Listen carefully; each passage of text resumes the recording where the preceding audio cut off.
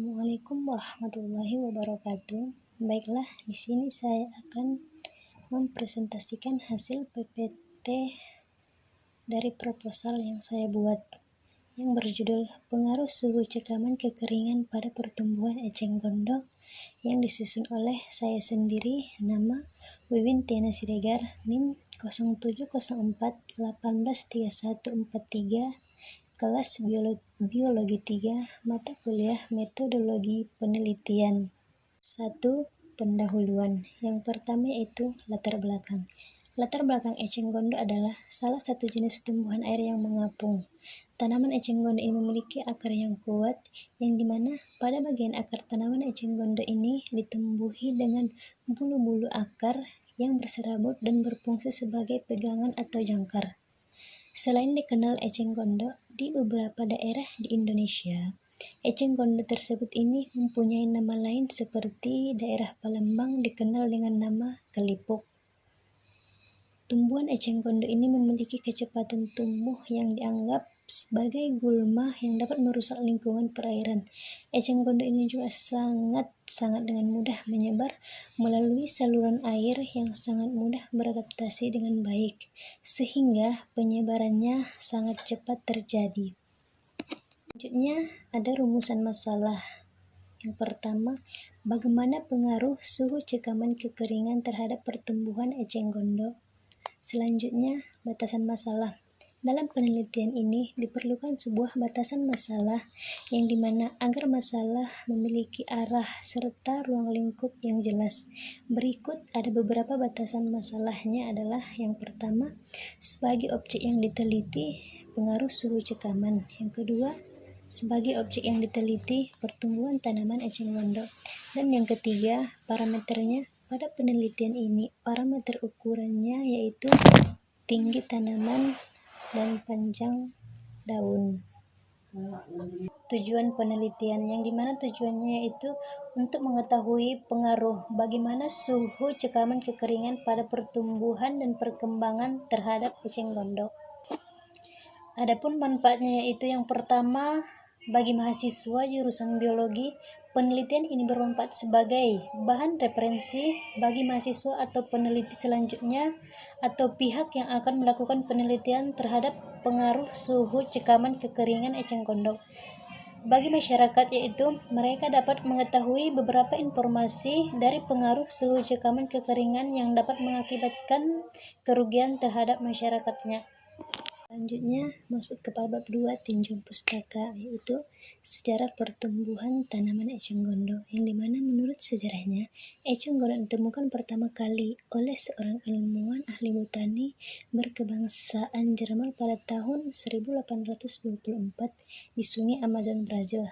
Eceng gondok memiliki kecepatan tumbuh yang tinggi sehingga tumbuhan ini dianggap sebagai gulma yang merusak lingkungan di perairan.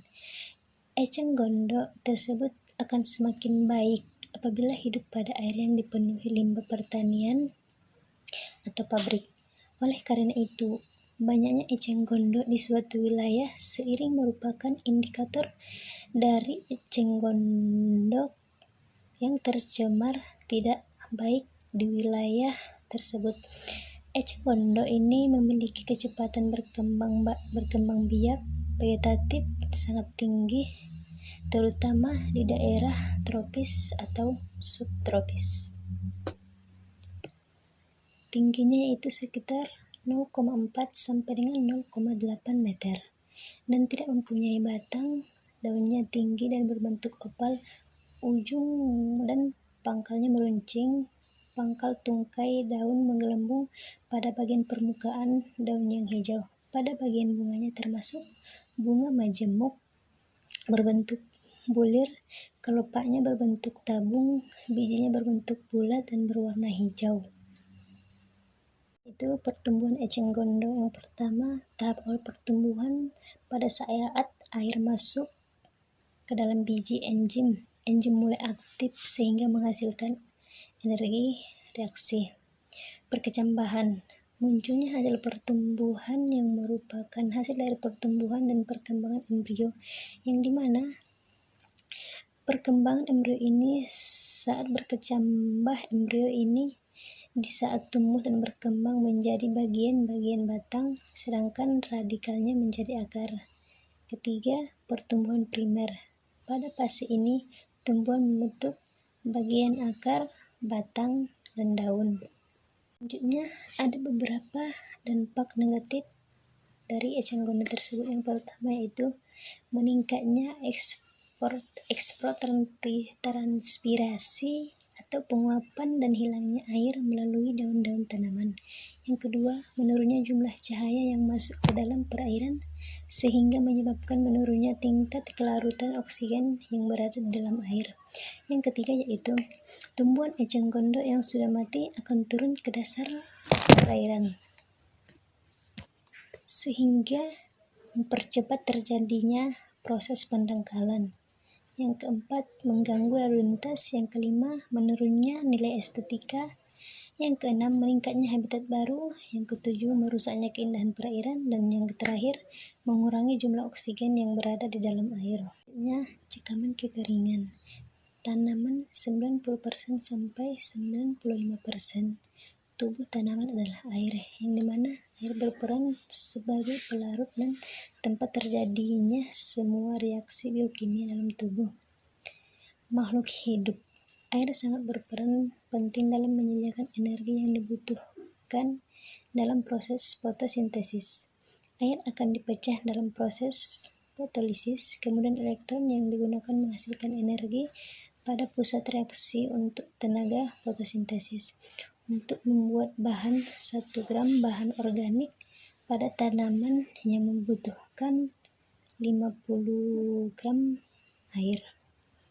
Cekaman kekeringan merupakan suatu yang menggambarkan tentang keadaan di mana tanaman mengalami kekurangan air dikarenakan proses penguapan airnya dari dalam jaringan tanaman yang memiliki kemampuan tanaman menyerap air. Kemampuannya tanaman tersebut menyerap air berkurang adalah salah satunya karena kandungan air tanah yang berkurang. Pada bab 3 yaitu metode penelitian. Pertama, tempat dan waktu penelitian. Tempat penelitiannya itu penelitian ini dilaksanakan di tempat yang berupa kolam.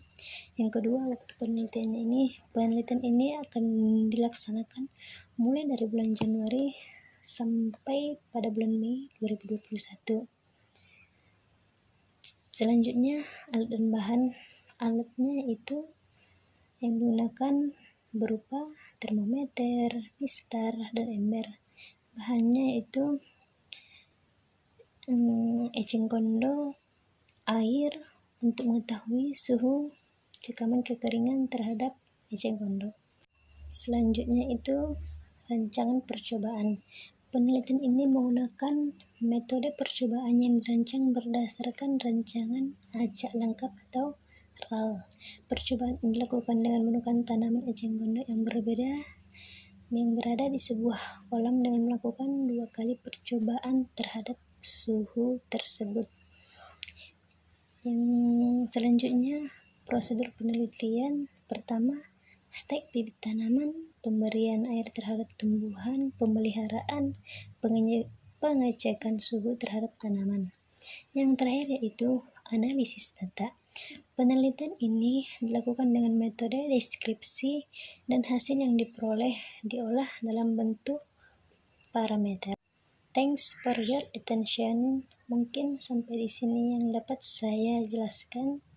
Saya akhiri dengan Assalamualaikum warahmatullahi wabarakatuh.